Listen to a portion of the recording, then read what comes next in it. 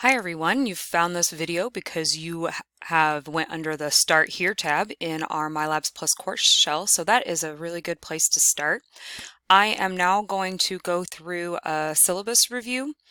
This can be found under the Syllabus tab, but I'm just going to talk through it. You're more than welcome to open this up and read through it at your leisure, but I'm going to hit some of the high points. I'm not going to talk about every single thing. My name is Carrie. You can address me as Carrie or Ms. Donahoe, whichever you're more comfortable with. My office phone is listed. I'll be in my office during the listed office hours, which are usually kind of over the lunchtime. Otherwise, the best way to get a hold of me is my Heartland email address. I send that to my phone, and you might as well be texting me. I can get back to quick questions very quickly. Some questions, just by nature, do require me to sit down at a computer to be able to fully open StatCrunch and open your work. So some of those may take a little bit of time, but I try to be very prompt. My office is ICN 2017. You can also find me there during those office hours. Okay, I'm going to assume you're all in this course because you've met the prerequisites. I'm going to skip some of this and get down to really the important stuff for you to know right now. We will be very technology heavy this semester. We will, not only is our online course shell clearly in MyLabs Plus, which is online, we'll also be using an online program called StatCrunch, which you can get to in MyLabs Plus. So you just need to make sure that you have a good functioning computer that's ready to go first day of class and have backup plans, right? I've actually had my internet go out at my house and I've had to hotspot my phone in order to do my work for that evening.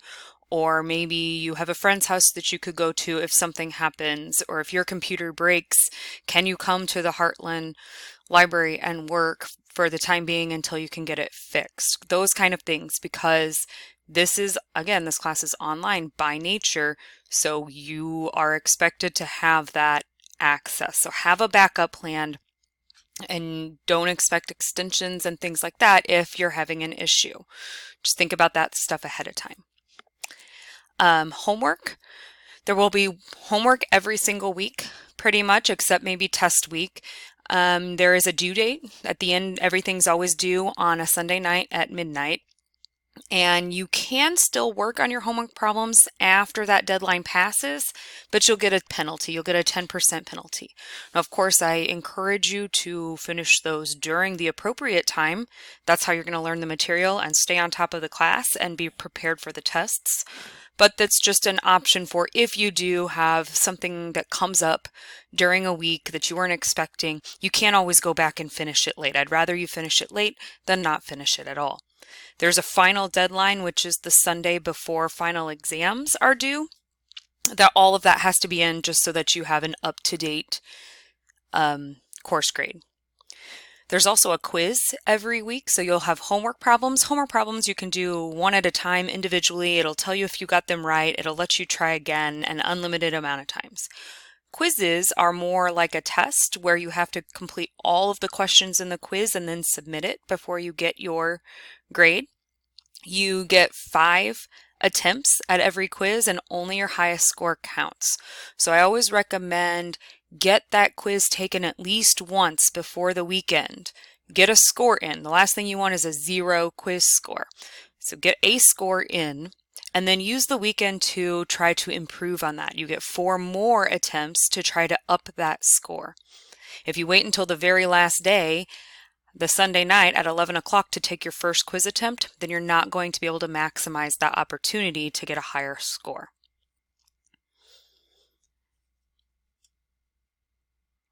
There's also what I call essay or attendance quizzes. So these are also quiz grades, but they are essays and they count as your attendance in the course. This is how I count you as being present.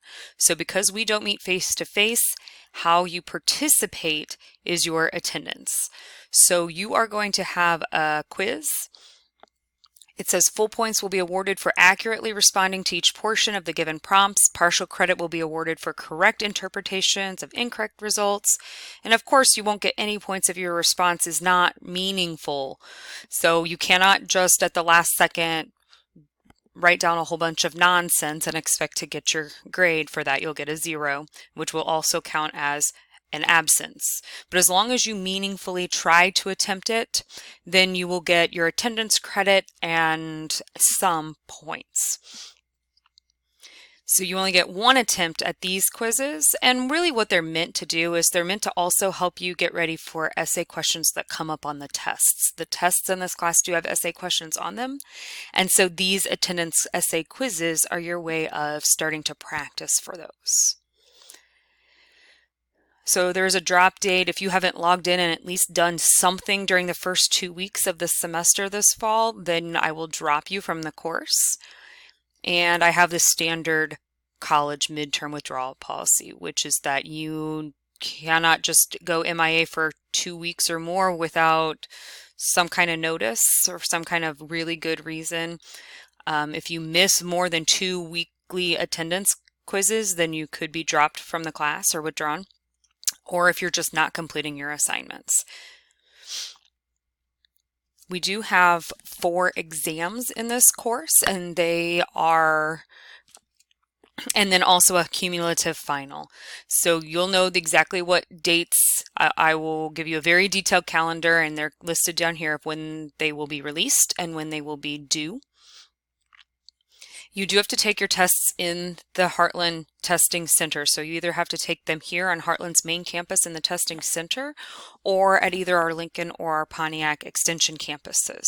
If you cannot come to campus at least 5 times this semester, you need to contact me ASAP. We need to talk about whether you should remain enrolled in the course and whether we can work around that and find you an alternate option, or whether you may need to just drop the course. You cannot take these at home, so if you cannot take them on Heartland's campus, we have to find another campus that you can test on. Like I said earlier, the exam will have some essay questions that will be manually graded by me, so you will have ways to practice for those, and your practice exams are unlimited.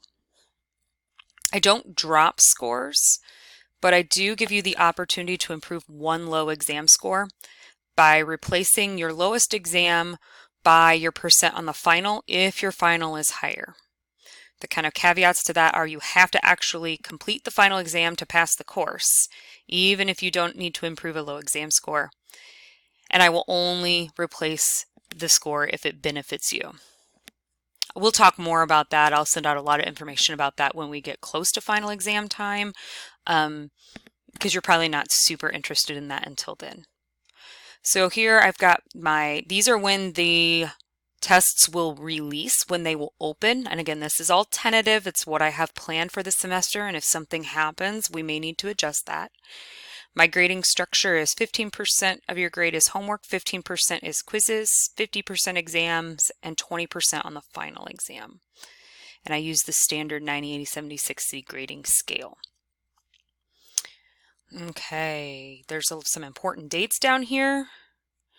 Just a reminder that I have to be very careful about how I discuss this course with you, and I can't discuss it with anyone besides you. I cannot talk to your mom or your boyfriend about how you're doing in this class. So please use your Heartland email to communicate with me. I can't be communicating with anything else because I can't verify that it's you. Of course, this subject syllabus could change, and I will announce those either in MLP or via email, and you will be responsible for any changes if they happen. We'll stick pretty close to it, but of course, some due dates might need fudged, just depending on how we're doing. And then what you can see here is my tentative outline for every single week of the course. You can see when exams will be open, that exams are open for over a week, and they're over 2 different weekends. You have options for testing. So you can kind of go through that. Just note those big important days, like when the tests are. And of course, if you see that you know for sure you're not going to be able to make it by one of those or something like that, you should, because they're all open, again, for almost 2 weeks, for about a week and a half. So I would expect that everyone should be able to get in once during that time. But be thinking about that. Be thinking of if there's anything at all that might cause you problems, and get to me quickly about any of those. We can usually work around things early, but not after the fact.